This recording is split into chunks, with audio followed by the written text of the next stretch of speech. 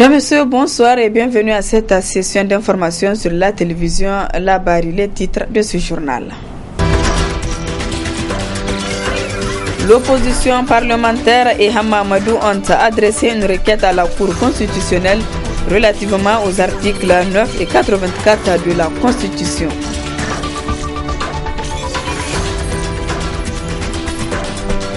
Arrêt de travail dans le secteur de la santé à l'appel du syndicat unique de la santé et de l'action sociale, la SUSAS, pour exiger toujours du gouvernement le paiement des incidences financières. Mesdames, Messieurs, une fois de plus, bonsoir. La Cour constitutionnelle a une fois de plus été saisie par rapport à la situation qui prévaut à l'Assemblée nationale. L'opposition et Hamamadou ont adressé une requête à la Cour relativement aux articles 9 et 84 de la Constitution de la 7e République. Détail avec Hassan Saleh Mustafa. Blocage à l'Assemblée nationale. La Cour constitutionnelle vient d'être de nouveau saisie après la requête introduite à la Cour par un groupe de 17 députés de la majorité relativement à l'application des dispositions de l'article 89 qui disent que le bureau de l'Assemblée nationale doit refléter la configuration politique de cette institution. L'opposition et Hama Amadou viennent pour leur part d'adresser une requête aussi à la Cour constitutionnelle afin de se prononcer par arrêt en application des principes de la démocratie pluraliste et de l'alternance démocratique tels qu'énoncés dans le bloc constitutionnel, notamment dans le préambule et le corps de la Constitution du 25 novembre 2010 sur la conformité à l'esprit et à la lettre de la Constitution, du soutien manifeste à la majorité parlementaire et au pouvoir affiché par des députés de l'opposition. Les signataires de la présente requête ont saisi la Cour par rapport à deux articles de la Constitution. Article 9 qui stipule que dans le cadre de la liberté d'association reconnue et garantie par la présente Constitution, les partis politiques, syndicats, ONG, bref, se forment et exercent leurs activités librement dans le respect des lois et règlements en vigueur. Et article 84 qui parle des modalités du scrutin ainsi que les conditions dans lesquelles il y a lieu d'organiser de nouvelles élections en cas de vacance de sièges de députés. Dans leur correspondance, les requérants disent, je cite, on assiste depuis quelques mois à l'appartenance mixte de députés à l'opposition et à la majorité de la même législature. C'est ce qui crée une confusion préjudiciable au bon fonctionnement de nos institutions. Fin de citation. C'est sur ces aspects donc que les députés de l'opposition et Hama Amadou voudraient que la Cour se prononce. En attendant, les travaux sont toujours aux arrêts à la deuxième institution du pays et pour combien de temps? Ce qu'il faut retenir ici, la solution au problème à l'Assemblée nationale n'est pas juridique, mais plutôt politique, selon plusieurs intervenants de l'hémicycle lors des débats.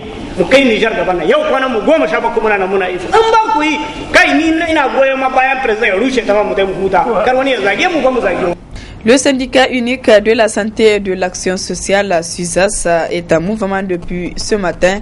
Il observe une grève de 48 heures, la deuxième du genre, pour exiger du gouvernement la prise en compte de ces militants dans le paiement des incidences financières. Reportage Asmane China et Cheibou Guisso. Les activités ont tourné au ralenti dans les centres de santé du Niger en cette journée du mardi 6 mai 2014, premier jour de la deuxième grève de 48 heures qu'observe le syndicat unique de la santé et de l'action sociale SUSAS pour exiger du gouvernement le paiement des incidences financières à ses militants. Les raisons, c'est le non-paiement des incidences financières liées aux avancements, qui sont liées aux prestations familiales, qui sont liées au reclassement, et un gros lot aussi qui est le rappel sur salaire. Et tout se résume au non-paiement des dettes que nous avons sur l'État. L'État devrait nous payer nos arrêts, il ne l'a pas fait et nous avons constaté qu'il y a même un mépris, il y a une négligence par rapport au traitement du dossier pour les agents de santé. Regardez bien, en expliquant ou en illustrant les faits, vous allez comprendre qu'effectivement, nous avons été trop patients. Nous avons été trop patients et nous avons pensé que la patience aussi, elle a sa limite. Quand les listes sortaient de manière insignifiante, on a quelques agents de santé. Malheureusement, quand d'autres listes sont sorties, il n'y a aucun agent de santé. Pour le CISAS, le blocage se situe au niveau du ministère des Finances. Nous avons dit qu'il faut que ce régime, il faut que ce gouvernement, en tout cas, fasse un coup de cloche sur la tête du ministère des Finances parce que le plus près c'est là-bas. Si le ministère de la Santé publique, en sa disponibilité, s'il a les mécanismes aujourd'hui, à travers le ministère de la Santé de nous payer, de sa disponibilité qu'on a comprise, il allait nous payer. Mais malheureusement, il faut que le gouvernement se dise que c'est une relation, en tout cas, connexe, qui va faire en sorte que nos solutions soient résolues. Tant que ça n'a pas été fait, wallahi, les militants sont prêts, les militants sont engagés. Et il y en a d'autres même qui demandent qu'on soit plus drastique que ce mécanisme de grève que nous sommes en train de faire. Nous avons écrit au ministère de la Santé publique par 2 fois pour qu'on arrête le mécanisme conformément à l'ordonnance 96 qui dit que le service minimum doit être arrêté de manière conjointe entre l'emploi et l'employé. Nous pensons que nous l'avons écrit. Si on n'arrive pas à nous répondre à nos 2 lettres, nous avons un mécanisme de nous fixer nos normes. Parce que nous sommes un syndicat, nous allons nous fixer nos normes pour que les camarades puissent bien comprendre quelle orientation on les donne. Le CISAS s'est dit déterminé à poursuivre ce mouvement de grève en cas de non-satisfaction, car la lutte est le seul moyen de revendiquer ses droits. Et puis cette information qui vient de nous parvenir de la présidence de la République sur décret numéro 2014-338/PRN/MDN du 5 mai 2014 mettant fin à la position du service détaché d'un officier des forces armées nigériennes auprès du cabinet du président de l'Assemblée nationale. Ainsi, l'article 1er de ce décret met fin à la position de service détaché du colonel Soumaïla Abdoura Karimou, matricule OA-SM, officier supérieur des forces armées nigériennes auprès du cabinet du président de l'Assemblée nationale en qualité d'aide de camp pour compter du 5 mai 2014. Signé le président de la République Issoufou Mahamadou, le premier ministre Birji Rafini, le ministre de la Défense nationale Karijo Mamadou et le secrétaire général du gouvernement Gandou Zakara. Autre grève en perspective toujours dans le secteur de la santé, c'est celle du syndicat des pharmaciens, médecins, chirurgiens, dentistes Saint-Famed. Un arrêt de travail pour exiger également du gouvernement le paiement des rappels et des incidences financières liées aux avancements et réclassements et le règlement définitif de la question de la bonification des médecins spécialistes. Précision avec le secrétaire général adjoint du Saint-Famed, Dr Maman Sani. Pas sans savoir par rapport à ces deuxièmes points qu'au Niger, un médecin généraliste et un médecin spécialiste sont pratiquement traités en fait au même niveau.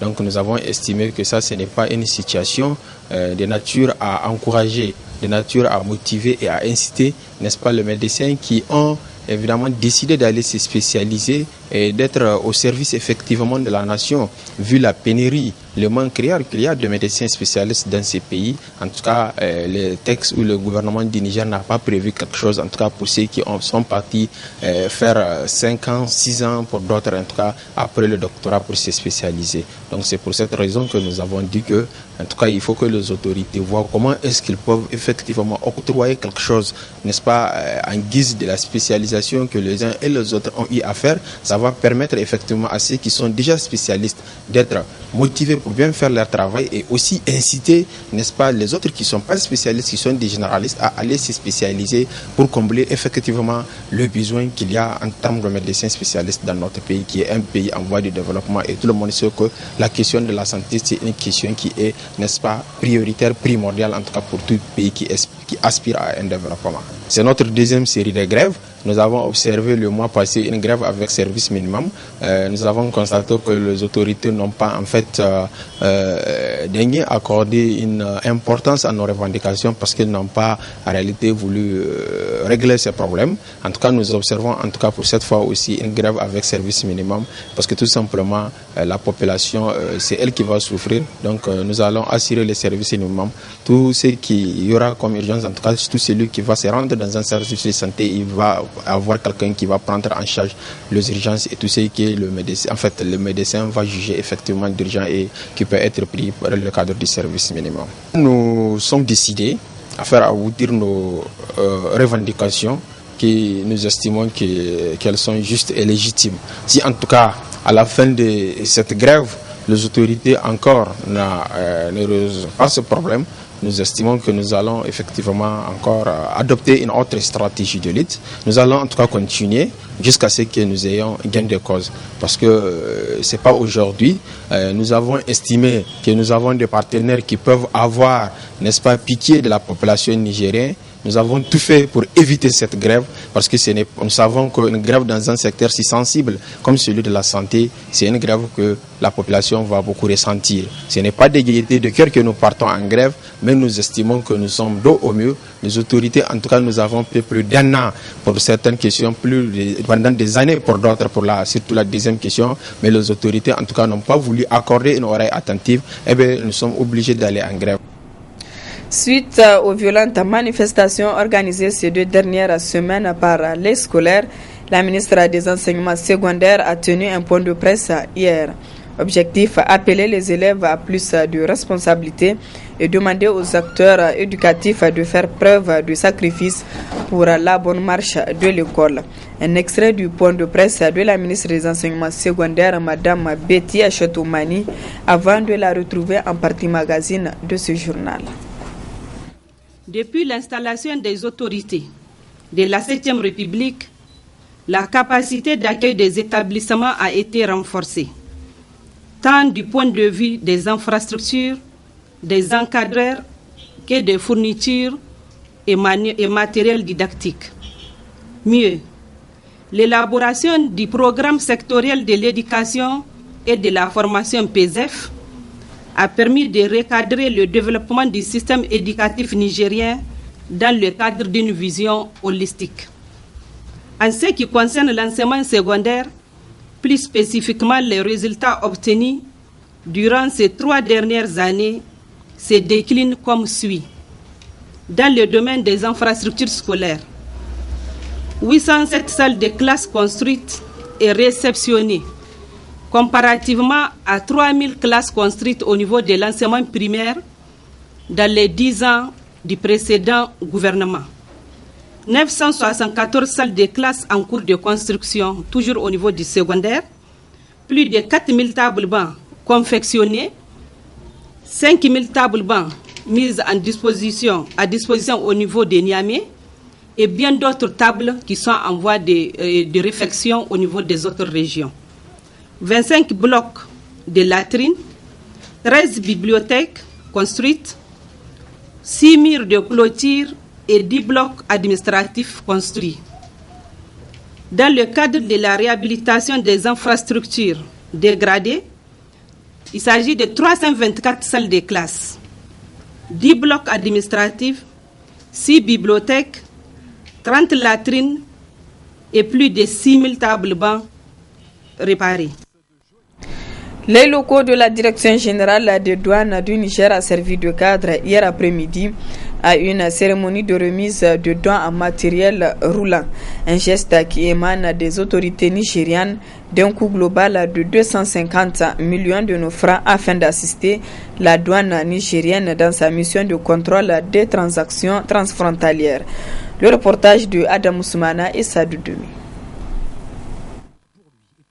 10 véhicules Hilux 4x4 flambant neufs. Telle est la nature du don gracieusement offert par la Direction générale des douanes nigérianes à sa consoeur du Niger.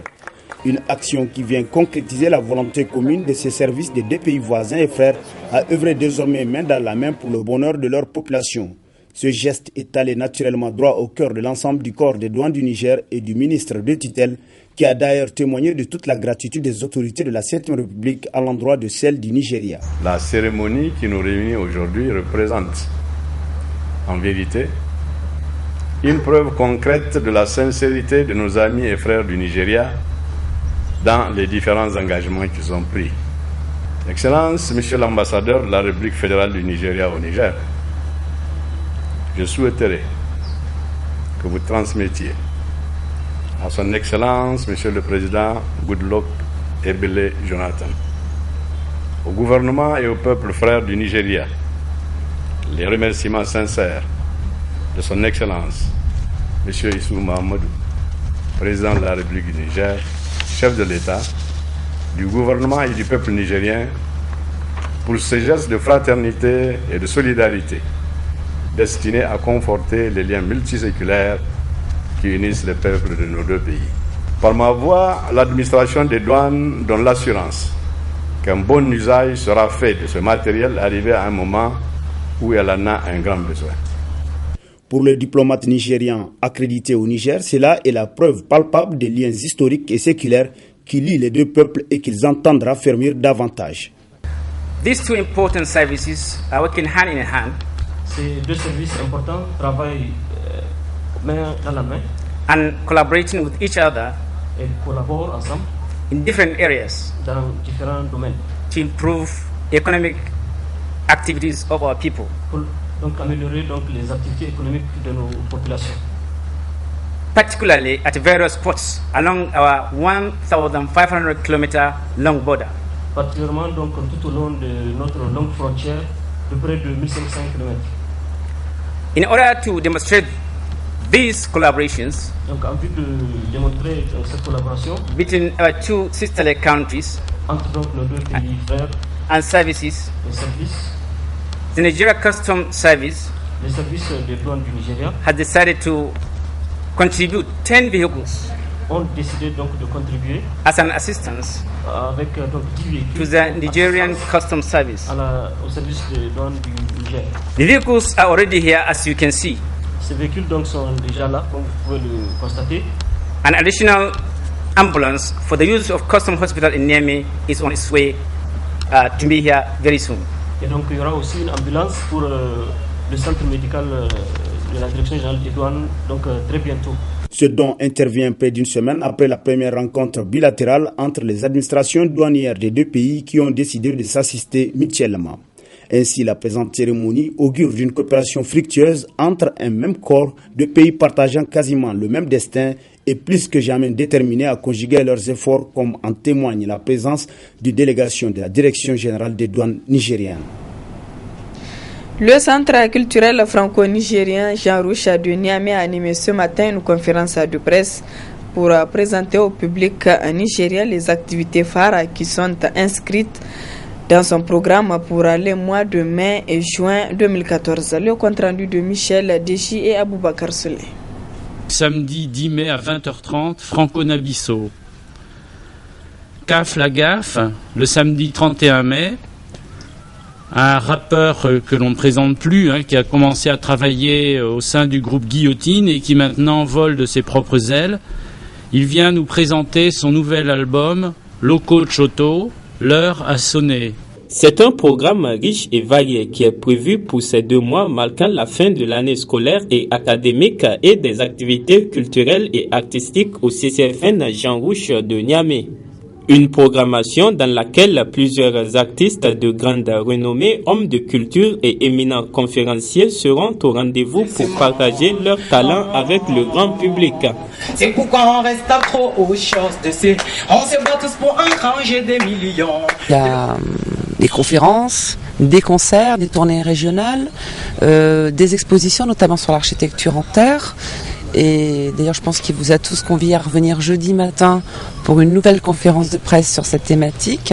Voilà, et puis également toute la programmation mensuelle, des débats d'idées, la programmation pour la jeunesse, pour les enfants également. Il y a quelques rendez-vous qui commencent à arriver là, dès samedi prochain sur des grands concerts, mais également des conférences. Demain soir, il y aura une grande conférence sur les Afriques cobayes qui va être présentée par une sociologue qui connaît bien l'Afrique. Voilà, le public nigérien, il est très très varié, très divers, et je crois que nous on l'attend ici au théâtre de plein air que vous connaissez également au Grand Auditorium. Pour ce programme bimestriel, le CCFN a également prévu des thématiques sur les droits perdus des travailleurs du Niger, les droits des réfugiés, les problèmes de corruption en Afrique noire, des romans et plusieurs œuvres cinématographiques à découvrir. Nous arrivons à présent à la partie magazine de ce journal consacré au point de presse de la ministre des Enseignements secondaires relativement à la situation scolaire au niveau du secondaire perturbée ces 2 dernières semaines par des manifestations des scolaires de la région de Niamey qui revendiquaient l'amélioration des conditions d'études. Madame Betty Aïchatou Oumani, très bonne réception. Il y a de cela 3 ans, le président de la République chef de l'État, son Excellence El Hadji Issouf Mahamadou, a annoncé solennellement son intention de consacrer 25% du budget au secteur de l'éducation. Il entendait ainsi renforcer les efforts réalisés depuis le lancement de la première décennie de l'éducation en Afrique et plus particulièrement la mise en œuvre du programme décennal de développement de l'éducation PDDE. Il vous souviendra que les options stratégiques d'alors ont donné la priorité à l'enseignement primaire, confinant l'enseignement secondaire dans une précarité insupportable. Fort heureusement, les choix opérés dans le cadre du programme de renaissance du Niger permettent aujourd'hui de mieux faire face aux flux importants d'élèves qui franchissent les seuils de collèges et lycées. Ainsi, depuis l'installation des autorités de la 7e République, la capacité d'accueil des établissements a été renforcée, tant du point de vue des infrastructures, des encadreurs que des fournitures et matériel didactique. Mieux, l'élaboration du programme sectoriel de l'éducation et de la formation PESEF a permis de recadrer le développement du système éducatif nigérien dans le cadre d'une vision holistique. En ce qui concerne l'enseignement secondaire, plus spécifiquement les résultats obtenus durant ces 3 dernières années se déclinent comme suit. Dans le domaine des infrastructures scolaires, 807 salles de classe construites et réceptionnées, comparativement à 3000 classes construites au niveau de l'enseignement primaire dans les 10 ans du précédent gouvernement. 974 salles de classe en cours de construction, toujours au niveau du secondaire, plus de 4000 tables bancs confectionnées, 5000 tables bancs mises à disposition au niveau de Niamey et bien d'autres tables qui sont en voie de réfection au niveau des autres régions. 25 blocs de latrines, 13 bibliothèques construites, 6 murs de clôture et 10 blocs administratifs construits. Dans le cadre de la réhabilitation des infrastructures dégradées, il s'agit de 324 salles de classe, 10 blocs administratifs, 6 bibliothèques, 30 latrines et plus de 6000 tables bancs réparées. Dans le domaine de l'amélioration de la qualité des enseignements-apprentissages, 55 conseillers pédagogiques de l'enseignement secondaire ont été formés ou sont en cours de formation à l'ENES. Reprise de la formation des professeurs de collège à l'école normale supérieure de Niamey après 17 années d'interruption qui a permis la sortie de la première promotion de 142 professeurs en 2013 et de la deuxième promotion de 233 professeurs la semaine prochaine. 1349 enseignants contractuels et appelés des services civiques nationaux sans formation initiale ont été formés. 2607 enseignants formés en didactique de l'enseignement à travers les unités pédagogiques. 4 108 060 unités de fournitures scolaires et de matériel collectif acquis. 115 800 manuels divers du secondaire acquis, dont 72 000 manuels d'arabe, 75 000 manuels de mathématiques de niveau 4e et 3e, 32 véhicules 4x4 ont été acquis également et mis à la disposition des structures d'encadrement. Il s'agit des directions régionales et des directions départementales des enseignements secondaires.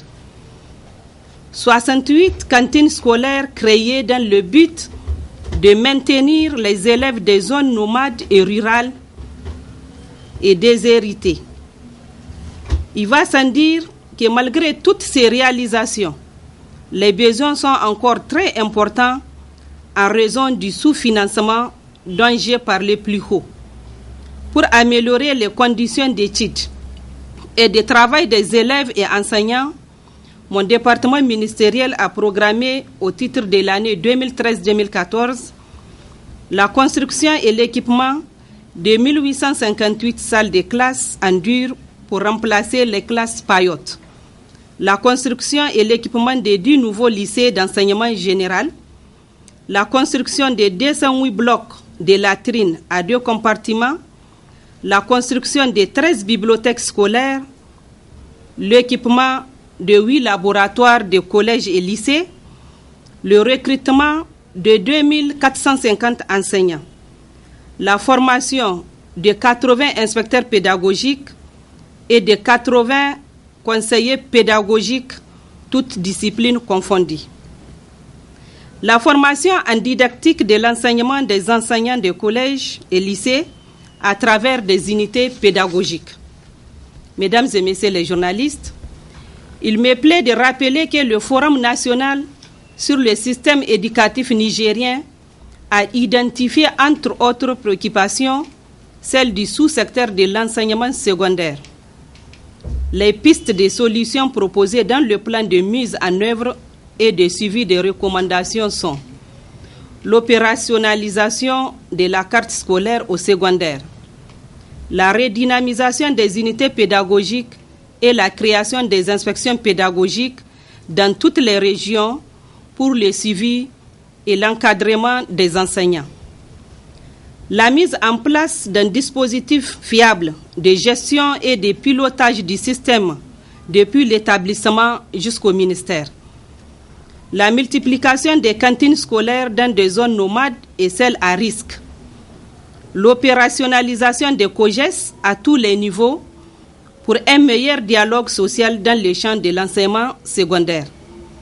Le renforcement de la qualité des enseignements et apprentissages afin de rehausser les taux de réussite entre les classes et aux examens du BEPC et du baccalauréat. Pour que tous ces sacrifices soient rentabilisés et que les objectifs soient atteints, il est indispensable que les communautés s'approprient l'école. Malheureusement, les comportements observés ces derniers temps dans la capitale nous laissent perplexes. La question de la responsabilité des différents acteurs éducatifs se pose à tous les niveaux. Élèves, parents, administration scolaire, enseignants, forces de l'ordre et structures associatives du secteur ou de nom de l'éducation. C'est pour cela que je vais terminer mon propos liminaire avec un appel aux élèves de la région de Niamey et à leurs parents pour que la sérénité revienne à l'école. Les élèves ont tout intérêt à se concentrer sur leurs études en cette fin d'année scolaire au lieu de céder aux tentations que leur proposent certaines personnes dont les motivations tranchent avec l'esprit républicain. Je renouvelle enfin mes engagements aux enseignants pour accompagner les élèves en cette fin d'année scolaire pour que les sacrifices des uns et des autres ne soient pas vains.